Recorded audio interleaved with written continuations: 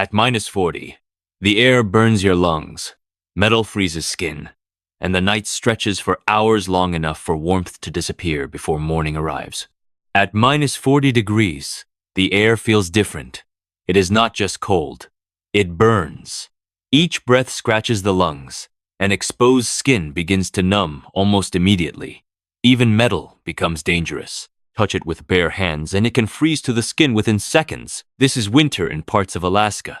When the temperature drops this low, most people stay inside heated homes. Schools close. Engines struggle to start. Streets empty earlier than usual. But not everyone has a door to close. Across Anchorage, Fairbanks, and smaller towns scattered across the state, hundreds of people face the same long question every evening. Where will the night be spent? By early evening, the sky is already dark. In winter, daylight fades quickly here. Streetlights turn on before many people finish dinner, and the temperature begins falling even further. For someone without stable shelter, the night is not simply uncomfortable, it becomes a series of calculations. Every decision matters. A person standing outside at -40 cannot stay still for long. The body loses heat quickly. Fingers and toes become numb first. The nose and ears follow. Within minutes, frostbite can begin. But moving constantly creates another problem: sweat. Moisture inside clothing can freeze once movement stops. When that happens, the body cools even faster.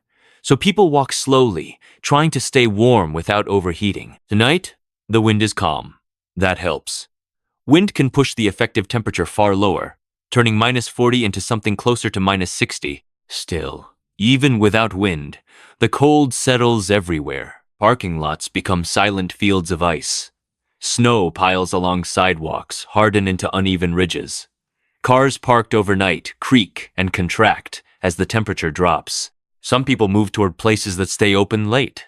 Gas stations, hospitals, occasionally a 2-4 hour restaurant. These buildings provide temporary warmth, but they rarely allow someone to remain long. Employees notice quickly when someone lingers without buying anything. Security often asks people to leave. So the night becomes a slow rotation between brief indoor warmth and long stretches outside. Others search for places hidden from the wind, behind shopping centers, under stairwell, inside parking garages where concrete traps a small amount of heat rising from cars earlier in the day. None of these places are truly safe from the cold. They simply slow it down. A man named David sits along the back wall of a closed strip mall. The building's ventilation system releases faint warm air through a metal grate near the ground. It is not much, but even a few degrees matter tonight. David pulls his coat tighter and watches his breath drift into the darkness. The air turns each exhale into a cloud that disappears quickly in the cold. He has spent several winters here. That experience does not make the night easier. It only makes it more familiar. Across the city, similar scenes are unfolding quietly. Small groups gather near burn barrels made from old oil drums. Others sit alone beneath bridges where concrete blocks some of the wind. A few walk constantly through empty streets, trying to keep their circulation moving. Everyone understands the same reality. This night will be long. The temperature will likely fall even further before midnight. And for the next 10 or 12 hours, the goal is not comfort. It is endurance. Morning is still very far away. By the time the clock passes 9 p.m., the cold has settled deeper into the city. The temperature has already fallen below -40. On clear nights like this, heat escapes quickly into the open sky. Snow reflects the moonlight, giving the streets a faint glow, but the brightness hides how hostile the air has become. Most people are indoors now, inside apartments and houses. Heaters run constantly. Windows frost over from the difference between warm rooms and the brutal cold outside. But outside, movement never fully stops. David leaves the ventilation grate behind the strip mall and begins walking again. Sitting too long can be dangerous. The warmth from the vent fades quickly once the body cools down. If circulation slows too much, fingers and toes begin to stiffen. Walking keeps the blood moving. His boots crunch against packed snow as he crosses the empty parking lot. The sound echoes more than usual. Cold air carries noise differently, making quiet places feel even quieter. 2 blocks away, a gas station is still open. The lights are bright inside. Through the glass windows, coffee machines, steam, and refrigerators hum quietly. For a few minutes, it almost looks like a normal evening. David pushes the door open slowly. Warm air rushes across his face, and for a moment the sudden change stings more than the cold. Blood returning to frozen skin can create a sharp, burning feeling. He walks toward the back of the store and pours a small cup of coffee. It costs just over $1. That small purchase allows him to stay inside a little longer. A few other people stand near the windows, also holding hot drinks. Nobody speaks much. Everyone seems to understand the same silent agreement. Stay calm. Stay quiet.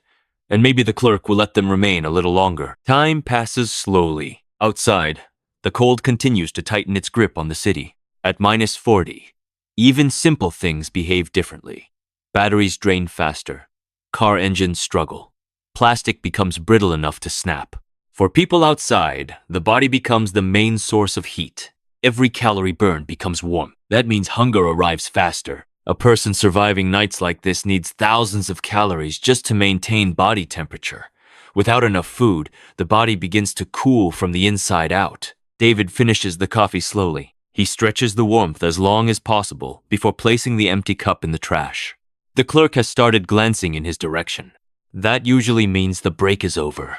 A few minutes later, the door opens again, and the cold rushes back in. Outside, the temperature feels even sharper now. The sky is perfectly clear. Stars hang above the city like frozen sparks. Somewhere nearby, a burn barrel glows faintly between two buildings. The orange light flickers against the snow. 3 people stand around it. The fire inside is small but steady.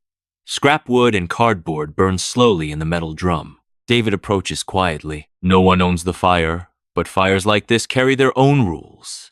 People keep a respectful distance, letting everyone share the heat without crowding too close. Hands stretch toward the flames. The warmth barely reaches past a few feet, but even that small circle of heat can make a difference. For a while, nobody talks. The fire crackles softly. Above them, the night continues to deepen. Midnight is approaching, and the cold has not finished falling yet. Midnight arrives quietly.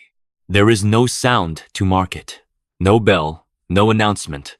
Just another minute passing in a night that still has many hours left. The fire in the oil drum burns lower now. Flames sink into glowing red coals, and the heat, reaching outward, becomes weaker. One of the men standing near the barrel pushes a piece of broken wood inside with a stick.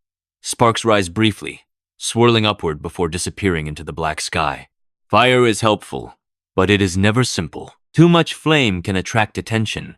Smoke drifting across a parking lot might bring security or police, and when the fire is forced out, the cold returns quickly. So the fire stays small, just enough to warm hands. David stands close enough to feel heat on his palms, but the rest of his body still feels the cold pressing through layers of clothing. The back of his coat stiffens where frost has formed. Moisture from breath and sweat slowly freezes into fabric. That is another quiet danger. As the night continues, clothing grows heavier with ice. The body must work harder to stay warm inside it. Across the street, a car passes slowly, tires crunching against snow. The driver does not stop. Most people avoid this part of the city late at night. The 3 men at the fire eventually drift apart. Standing still too long cools the body again.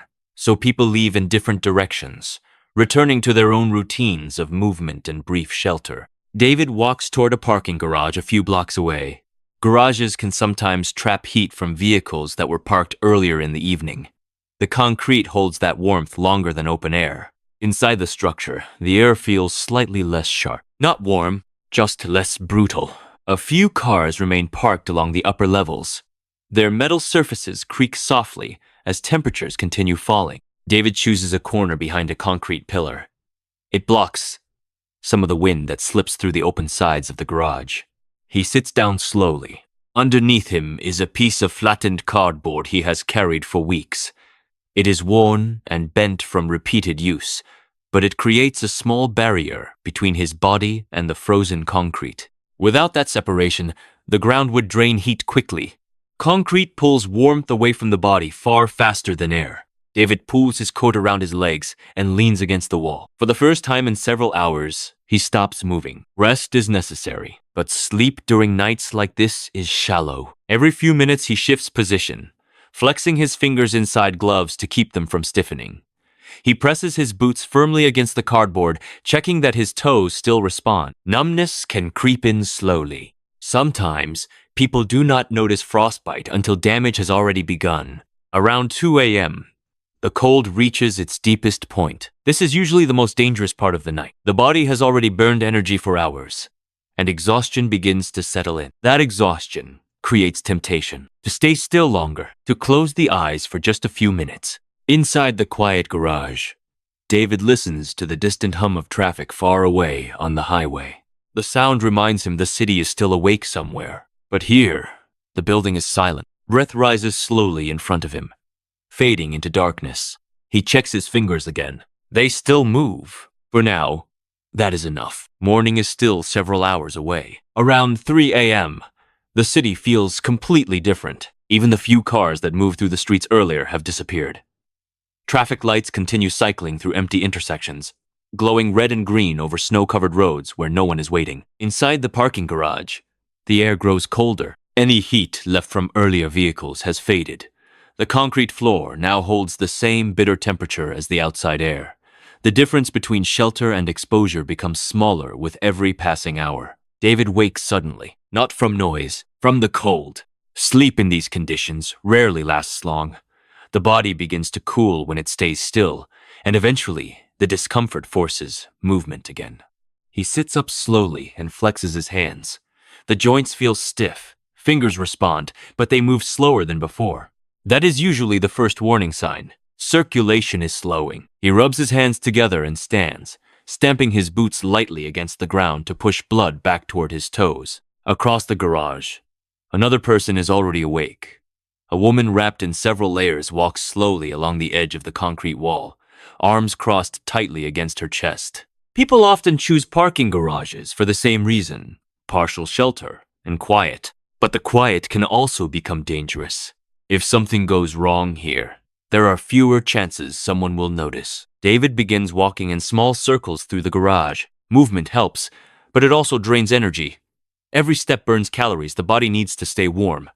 The balance between movement and rest becomes difficult to manage after several hours of cold. Outside the garage entrance, the wind has started to rise. It moves through the open structure in slow gusts, carrying fine snow crystals that drift across the concrete floor like dust. Wind changes everything. At -40 degrees, wind can pull heat away from the body far faster than still air. Skin that might survive minutes in calm conditions can freeze in half the time when wind arrives. David pulls his hood tighter. The woman across the garage moves toward the exit ramp, perhaps searching for another place to warm up. People rarely stay in one place the entire night. The search for slightly better conditions never stops. By 4 a.m., fatigue begins to settle deeper into the body. Muscles grow weaker. Thoughts become slower.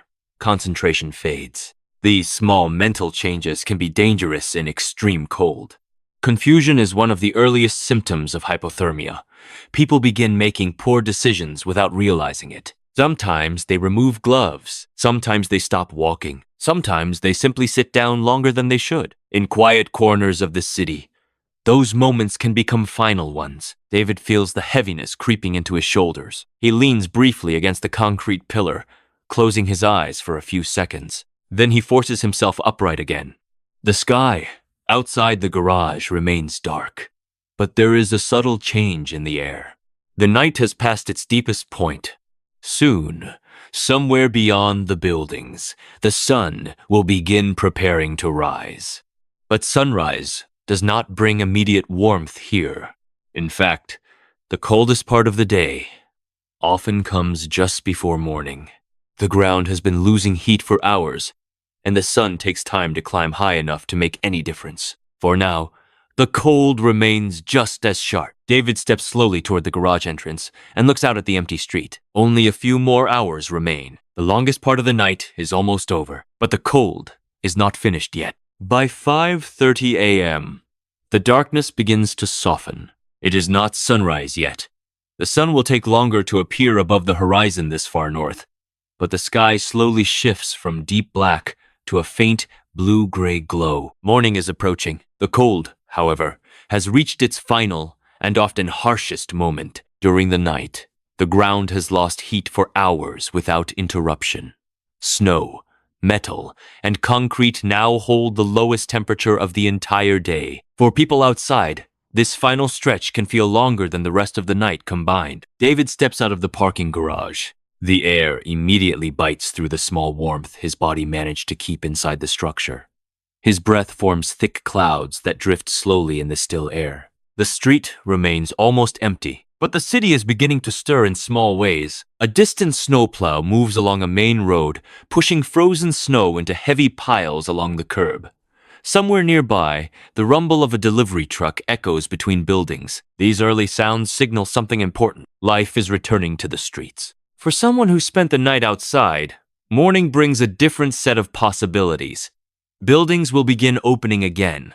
Warm air will spill through doorways. Coffee shops will unlock their doors for the first customers of the day. Until then, there is still time to endure. David walks slowly along the sidewalk, flexing his hands inside his gloves. The stiffness in his fingers remains, but they still respond. That matters. As long as movement continues, serious frostbite has not yet taken hold. Around the corner, a small group gathers near a bus stop shelter. The structure has glass walls and a narrow metal bench. It blocks some of the wind and offers a place to sit while waiting for the first morning buses. Public transit becomes important during winter nights like this. Riding a bus for a few stops allows someone to warm up briefly before stepping back outside again.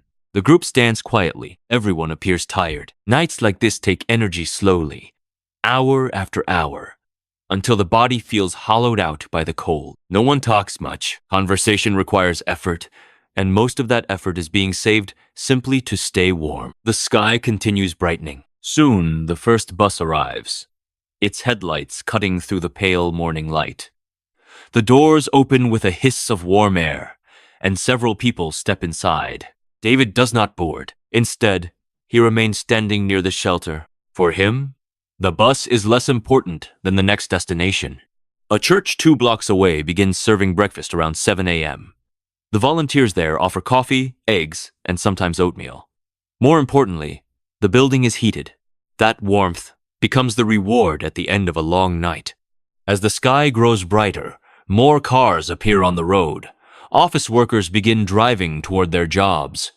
The city returns to its daytime rhythm. Most people starting their morning have no idea what the night looked like just a few hours earlier. They see snow-covered sidewalks and quiet streets, but the long struggle of the night remains mostly invisible. For those who endured it, however, the meaning is simple. Another night passed. Another stretch of darkness survived. David watches the pale sunlight begin to touch the tops of distant buildings. The temperature is still brutally cold, but the question that followed him all night has finally been answered. He made it to morning. Morning eventually arrives in Alaska, but it does not erase what the night demanded.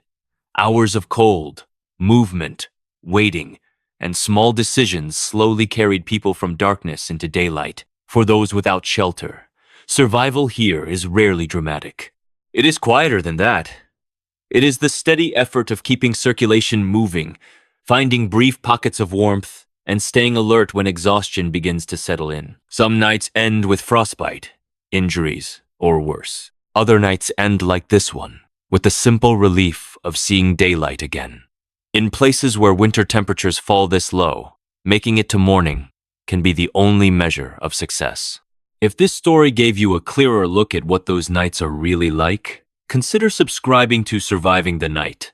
Share your thoughts in the comments, and follow the channel for more stories about the long hours most people never see.